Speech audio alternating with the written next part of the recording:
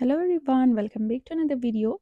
So in this video we are going to talk about and we are going to discuss a research article which is published by Oxford University Press and the title of article is The Jew and Shylock.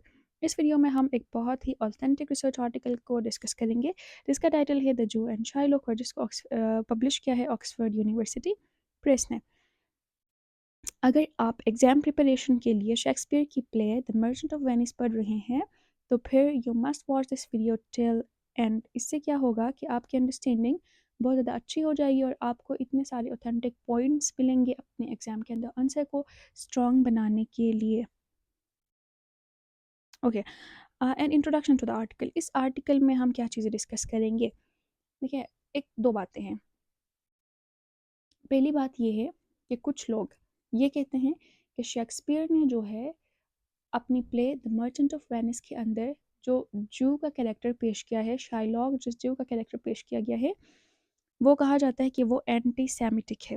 Anti Semitic means ऐसी बात या ऐसी चीज़ जिसमें क्या किया जाता है, Jews को बुरा बना के पेश किया जाता है, उनके बारे में प्रेजुडिसेस फैलाए जाते हैं। कुछ लोग कहते हैं कि शेक्सपियर जो है वो एंटी सेमिटिक है, जबकि कुछ लोग कहते हैं कि ऐसा नहीं है, बल्कि शेक्सपियर ने शाइलॉक के आखिर में उनकी जो स्पीचेस हैं या फिर आखिर में वो जब बेबस हो जाता है तो उसके ज़रिए शेक्सपियर ने एंटी सेमिटिक ज्यूज़ के ख़िलाफ़ चीज़ें नहीं लाई हैं, बल्कि उन्होंने एक पॉजिटिविटी फैलाई है कि ज्यूज़ की तरफ भी हमें काइंड नज़र से देखना चाहिए है।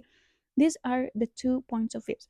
अब इस आर्टिकल के अंदर जो ऑथर्स हैं वो इस बात को डिस्कस करते हैं कि कौन सी बात ज़्यादा ऑथेंटिक है और वो हर बात के लिए अलग अलग से पेश करते हैं different proofs from the text from the play Merchant of Venice.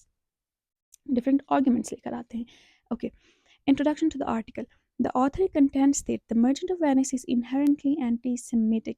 Author जो है वो इस बात की तरफ ज़्यादा तवज्जो देते हैं कि मर्चेंट ऑफ वेनिस क्या है, कि एंटी सेमिटिक प्ले है जहाँ पे ज्यूज़ की तरफ प्रेजुडिसेस फैलाए गए हैं. Challenging the defense that focuses on Shylock's humanity, the defensive arguments emphasizing Shakespeare's subtly and the lack of Jews in England are criticized for overlooking the broad portrayal of Jews in the play. The article suggests that the fear and shame felt by Jewish viewers are justified, arguing that Shakespeare may not have cared about Jews and humanized Shylock for dramatic purpose. कुछ लोग ये कहते हैं कि Shakespeare जो है वो Jews के बारे में इतना केयर नहीं कर रहा था, बल्कि उन्होंने शाइलॉक को जो ह्यूमनाइज़ किया है, शाइलॉक को जो थोड़ा-सा नॉर्मल बनाने की कोशिश की है, जैसे उसको उसकी तरफ एम्पैथी वगैरह शो की है, वो ड्रामेटिक पर्पस के लिए की गई है। और ये जो प्ले है the Merchant of Venice, it is an anti Semitic play. अब आप being the students of literature और बीइंग स्टडीइंग लिटरेचर इस बात से एग्री भी कर सकते हैं और डिसएग्री भी कर सकते हैं। The only thing that is important is you must have strong arguments. अगर आप ये कहते हैं कि the Merchant of Venice Semitic है, यू मस्ट हैव आर्ग्यूमेंट्स, आप सही हो सकते हैं। अगर आप ये कहते हैं कि इट इज़ एंटी सेमिटिक, तब भी you must have strong arguments, आप दोनों तरह से सही हो सकते हैं। इसलिए आप इस वीडियो को देखें गौर से, ताकि आपको अपनी बात के लिए आर्ग्यूमेंट्स मिल जाएं and you will have more authentic answers in your question in your papers. इस आर्टिकल के अराउंड 8 पार्ट्स हैं, तो will summarise every part in simple words. Part 1. The author discusses the definition of anti-Semitism in art, suggesting that it involves portraying Jews in a way that elicits negative emotions from the audience. सबसे पहले author हमें ये बताते हैं कि anti सेमिटिज़म क्या होती है। एंटी सेमिटिज़म मतलब इस तरह से ज्यूज़ को पोर्ट्रे करना कि ऑडियंस के अंदर ज्यूज़ के लिए नेगेटिव इमोशंस आ जाएं। और ये भी कहा गया है कि जो प्ले के अंदर द टर्म जो जू का लफ्ज़ इस्तेमाल किया गया है, वो इस तरह से इस मैनर में इस्तेमाल किया गया है कि वो नेगेटिव रेशल कैरेक्टरिस्टिक्स के बारे में बताता है, जो उसके which means it is used in a negative connotation. The author emphasizes the importance of examining how Jews are depicted in The Merchant of Venice. इस आर्टिकल के अंदर ऑथर इस चीज़ को डिस्कस करता है कि द मर्चेंट ऑफ वेनिस के अंदर ज्यूज़ को किस तरह से नेगेटिवली शो किया गया है. Part 2. In The Merchant of Venice, the word Jew and related terms are used 74 times. फिर हमें राइटर इस आर्टिकल के अंदर ऑथर ये बताते हैं कि जो वर्ड है ज्यू और इससे रिलेटेड जो वर्ड्स हैं वो प्ले के अंदर 74 टाइम्स यूज़ किए गए हैं. इस रिपीटिशन से हमें ये पता लगता है कि ये वर्ड्स नेगेटिव कॉनोटेशन में यूज़ हुए हैं, पर्टिकुलरली टूवर्ड्स शाइलॉक, जो कि शाइलॉक की नेगेटिविटी के बारे में ऑडियंस को बताता है. Repeated association builds N implicit बायस अगेंस्ट ज्यूज। ये जो प्ले के अंदर बार बार ज्यूज ज्यूज ऐसे टर्म्स रिपीट हुए हैं, इनसे ऑडियंस और रीडर्स के अंदर खुद ब खुद एक बायसनेस आ जाती है ज्यूज के खिलाफ। और फिर ओवरऑल जो है प्ले वो इस चीज़ को शो करता है, किस चीज़ को शो करता है, negative portrayal of Sherlock and reinforcing stereotypes. ये बताता है कि शार्लॉक को नेगेटिव पोर्ट्रे किया गया है और जो ज्यूज के बारे में स्टीरियोटाइप्स हैं उनके बारे में बात हुई है। Part 3, in act 1 scene 3। देखिए अगर आप अपने आंसर के लिए आर्ग्यूमेंट्स ढूंढ रहे हैं तो यू मस्ट मेंशन एक्ट और सीन, तो it is something that you must focus on. In act 1 scene 3, Antonio's remark, Hi, the gentle Jew. The Hebrew will turn Christian. He grows kind. Act 1 scene 3 के अंदर Antonio के ये अल्फाज हैं कि Hi, the gentle Jew. The Hebrew will turn Christian. He grows kind. ये जो बात है इसकी एग्जैक्ट ये जो डायलॉग है, इट कैरीज अ मॉकिंग टोन। इसके अंदर एक मॉकिंग टोन है, काइंड ऑफ मजाक उड़ाने वाली बात है। किसकी मजाक उड़ाने वाली बात है? ज्यूज की। And suggest superiority over Shylock's Jewish identity. और इसमें जो है एंटोनियो जो है वो खुद को सुपीरियर शो कर रहा है शाइलॉक से, क्योंकि शाइलॉक जो है वो जू है और Antonio is a Christian. This mild antisemitism becomes significant. ये जो शुरू शुरू में एक्ट 1 में जब प्ले शुरू शुरू में बिल्ड हो रहा है, तब जो माइल्ड एंटीसेमिटिज्म है, जो बिल्कुल हल्की सी एंटीसेमिटिज्म है, वो क्या होती है जब प्ले एंड हो रहा होता है, जब प्ले आगे डेवलप हो रहा होता है, तो ये क्या बन जाती है? It becomes a threat, it becomes intense antisemitism. शुरू शुरू में जो माइल्ड थोड़ी सी एंटीसेमिटिज्म थी, वो प्ले के एंड होते साथ बढ़ती चली जाती है और ये इंटेंस एंटीसेमिटिज्म होती है जब शाइलॉक को बहुत ज़्यादा नेगेटिव पेश किया जाता है। ये ऑथर कहते हैं कि इस वजह से हम ये कह सकते हैं कि the Merchant of Venice is an anti Semitic play. और ये भी कहा गया है कि प्ले के अंदर द कनेक्शन बिटवीन ज्यू एंड डेविल आर शो। ज्यू और डेविल्स के दरमियान कनेक्शन शो की गई है, which is a negative thing. फिर यह भी कहा गया है कि the metaphor of Jew as dog is use casually in the play. Play के अंदर ज्यूज के लिए डॉग का मेटाफर यूज़ किया गया है, which shows that this play is an anti Semitic play. हमारे पास बहुत सारे आर्ग्यूमेंट्स आ गए। You must note this arguments down for a clear understanding. Part 4 के अंदर ऑथर ये कहते हैं कि the passage where Shylock instructs Tubal to meet him at the synagogue after deciding to take revenge on Antonio is considered deeply anti-Semitic। फिर जो है passage के अंदर यानी कि प्ले के अंदर ये होता है कि शाइलॉक का जो फ्रेंड है ट्यूबल, वो उससे ये कहता है कि वो दोनों साइनागोग जो जगह है वहाँ पे मिलेंगे ताकि वो क्या करे, एंटोनियो से रिवेंज ले। साइनागोग जो है वो वर्शिप वाली जगह है। तो फिर यहाँ पे जो कनेक्शन शो की गई है वो ये है कि वर्शिप वाली जगह और शाइलॉक के मर्डरस इंटेंशंस, एक वर्शिप वाली जगह है, दूसरी तरफ शाइलॉक के रिवेंज लेने वाले या कत्ल करने वाले इंटेंशंस है। तो फिर यहाँ पे ये भी बताया गया है कि ये जो वर्शिप और शाइलॉक के मर्डरस इंटेंशंस की कनेक्शन शो की गई है, ये भी बहुत ज़्यादा एंटी सेमिटिक है। Shylock and Tubal are portrayed as worst among the Jews. Play के अंदर जितने भी ज्यूज हैं उनमें से जो वर्स्ट हैं, जो सबसे ज़्यादा जिनको बैड शो किया गया है, द शाइलॉक एंड ट्यूबल। इसलिए भी ये प्ले एक एंटी सेमिटिक प्ले है।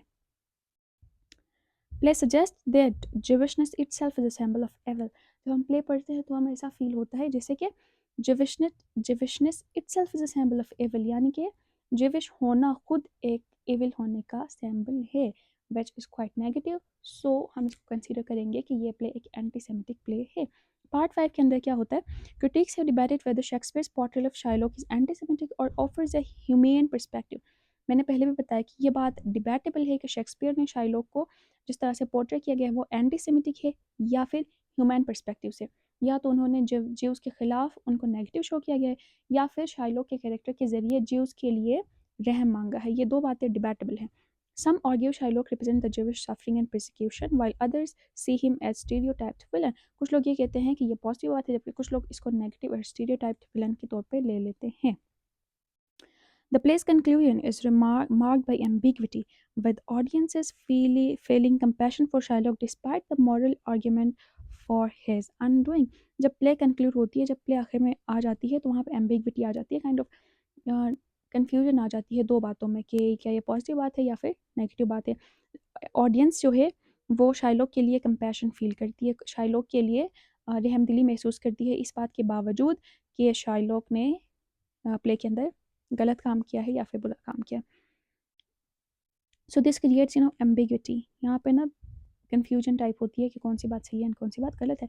But it depends on your thinking and your arguments कि आप किस तरह से इस बात को प्रूव करते हैं। Literature is all about arguments, it's not about right और wrong. Okay, part 6। Shylock's elaborate rationalizations often reveal his true motives, primarily driven by avarice and revenge. His hatred for Antonio seems from financial completion rather than the persecution. Shylock's speeches, laden with sarcasm, portray him as a typical Elizabethan comic villain. Shylock को इस play के अंदर जिस तरह से show किया गया है, उसकी कैरेक्टराइजेशन जिस तरह से की गई है कि उसके अंदर रिवेंज है, वो एंटोनियो को हैट करता है, इसीलिए वो फाइनेंशियल कंपटीशन में आ रहा है। शाइलॉक की जो स्पीचेस हैं जिनके अंदर सार्केज़म है, इन सब से हमें ये पता लगता है कि शाइलॉक को क्या शो किया गया है, एक टिपिकल एलिजाबेथन कॉमन विलन, यानी एलिजाबेथन ईरा के ड्रामास के अंदर जो विलन्स होते हैं, टिपिकल एलिजाबेथन कॉमिक विलन की तरह से शाइलॉक को पोर्ट्रे किया गया है। Even his claims of common humanity with Christians serve to justify his thirst for revenge rather than evoke sympathy. यानी कि even his claims of common humanity with Christians, यानी कि वो और क्रिश्चियंस के दरमियान ह्यूमैनिटी कॉमन है, इस बात के बावजूद भी वो क्या कर रहा है, his thirst for revenge, बदला लेने की जो प्यास उसमें है, वो किस चीज़ को शो करती है, इसकी नेगेटिविटी को शो करती है।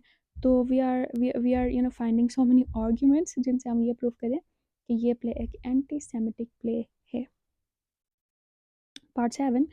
In the court scene of The Merchant of Venice, Shylock, initially a villain seeking revenge, undergoes a surprising change. Portia reveals legal constraints preventing Shylock from harming Antonio, diminishing his power. Gratiano, once eager for revenge, now takes on Shylock's former role, relishing in the Christian's victory. Shylock facing defeat and humiliation. Shylock, ruined and powerless, departs silently, leaving behind a more complex, suffering character. The scene challenges stereotypes and shows a human side to Shylock. फिर अब ये भी बात है कि it is always कि Shylock को negative या फिर एंटी सेमिटिक ही शो किया गया है। जब कोर्ट सीन के अंदर शाइलॉक डिफीट फेस करता है, उसकी ह्यूमिलिएशन होती है, उसकी कह लें कि बेइज्जती वगैरह होती है, तो शाइलॉक क्या करता है, वहाँ से रुइन हो जाता है, पावरलेस हो जाता है और वहाँ से साइलेंटली डिपार्ट कर जाता है, साइलेंटली वहाँ से चला जाता है, living behind a more complex suffering character. यहाँ पे आके शाइलॉक का कैरेक्टर और ज़्यादा कॉम्प्लेक्स और सफरिंग बन जाता है। तो ये सीन जो है वो स्टीरियोटाइप्स को चैलेंज करता है, विच मीन्स ये शो करता है कि शाइलॉक की ह्यूमन साइड को शो करता है, उसको यहाँ पे थोड़ा सा ह्यूमनाइज़ किया गया है, थोड़ा-सा उतना नेगेटिव नहीं, थोड़ा-सा पॉजिटिव शो किया गया है, जिसके लिए ऑडियंस के अंदर रहमदिली आ जाए, जिससे ऑडियंस कंपैशनेट फ़ील करे। Part 8. The apparent contradiction in Shakespeare's portrayal of Shylock, endowing with endowing him with humanity at the end despite emphasizing his diabolical traits raises concern. While the play reinforces negative stereotypes about Jews, the acknowledgement of Shylock's humanity suggests a conflict within Shakespeare's intent. फिर यहाँ पे research की article जिन्होंने लिखी है वो authors हमें ये बताते हैं कि पहले तो ये कि शाइलॉक को बहुत ज़्यादा एंटीसेमिटिक शो किया गया है। उसके बाद यहाँ पे उस वाले सीन में यहाँ अभी अपने ऊपर जो डिस्कस किया कि शाइलॉक को थोड़ा-सा ह्यूमनाइज़ किया गया है।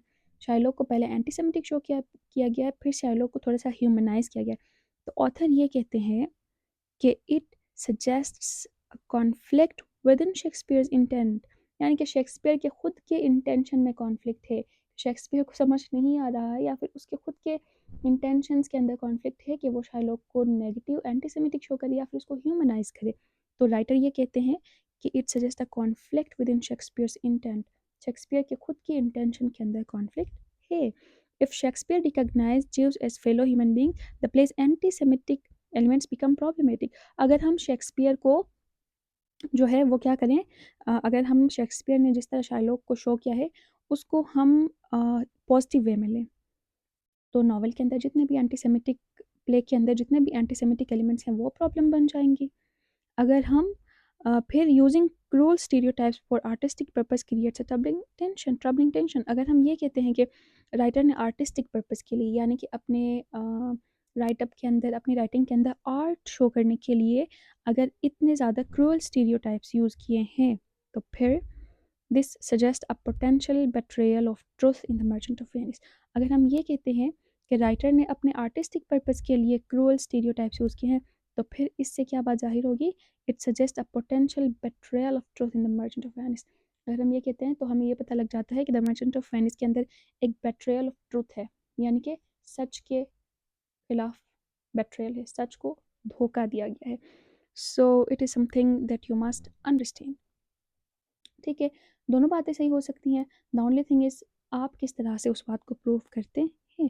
टू कंक्लूड, अगर हम कंक्लूड करें तो आर्टिकल के अंदर हमें दो बातें बताई गई हैं। या तो हम शेक्सपियर के शाइलॉक की रिप्रेजेंटेशन को पॉजिटिव लें या फिर उसको हम एंटी सेमिटिक लें। अगर हम उसको एंटी सेमिटिक लेते हैं तो फिर शाइलॉक को उसने जो थोड़ा सा ह्यूमनाइज किया है वो प्रॉब्लमेटिक होगा। अगर हम इसको पॉजिटिव लेते हैं तो प्ले के अंदर जितने भी एंटी सेमिटिक एलिमेंट्स हैं वो प्रॉब्लमेटिक हो जाएंगे। तो इसलिए ऑथर ने हमें इस कंक्लूजन पे पहुंचाया कि शेक्सपियर के खुद के इंटेंशन के अंदर कॉन्फ्लिक्ट है। और क्या बात थी कंक्लूजन में?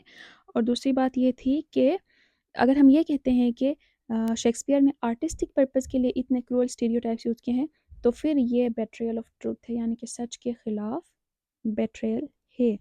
Let's give a read to the conclusion. The article explores the complex portrayal of Shylock in The Merchant of Venice.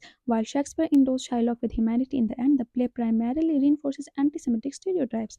The contradiction raises questions about Shakespeare's intentions, suggesting a troubling use of stereotypes for artistic purpose. Overall, The Merchant of Venice presents a nuanced and uneasy description of Shylock, leaving the audience with a complex perspective on the character and the play's thematic integrity. आखिर में आके play जो है वो audience को इस बात पे छोड़ती है कि उसने शाइलॉक की कॉम्प्लेक्स रिप्रेजेंटेशन किया। अब ये बात हम पे है कि हम उसको पॉजिटिव लें कि नेगेटिव लें, but the only thing that matters is our argument. So that is all. I hope आप लोगों को समझ आ गई होगी। I made a very long and difficult article quite easy, short and easy to understand. I hope you like this video. Don't forget to like, share and subscribe. Allah Hafiz.